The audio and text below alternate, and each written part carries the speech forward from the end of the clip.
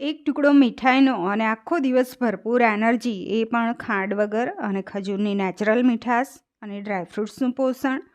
2 cup જેટલી black ખજૂરને ઠળિયા કાઢી mixer જારમાં લઈ અને ક્રશ કરી લેવાની છે। સોફ્ટવાળી ખજૂર લેવાની અને કડાઈમાં 4 ટેબલસ્પૂન ખસખસ 2 મિનિટ શેકી કાઢી લીધી છે સ્લો ફ્લેમ ઉપર। એ જ કડાઈમાં 1 ટેબલસ્પૂન ઘી મૂકી કાજુ બદામ પિસ્તા અડધી વાટકી શેકી કાઢી લીધા 2 મિનિટ।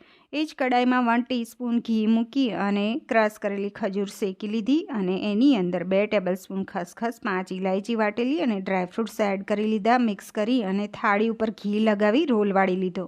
2 ટેબલસ્પૂન ખસખસ અલગ રાખી હતી, એમાં પિસ્તાની કતરણ છૂટી વેરી અને રોલને કોટ કરી લીધો અને ફોઇલ પેપરમાં વીંટી 1 કલાક ફ્રીજમાં રાખી મૂક્યા પછી કટ કરી લેવાનો છે। તો ડ્રાયફ્રૂટ્સ રોલ અહીંયા તૈયાર છે ફ્રેન્ડ્સ। રેસિપી ગમી હોય તો વિડીયોને લાઇક, શેર અને સબસ્ક્રાઈબ કરજો।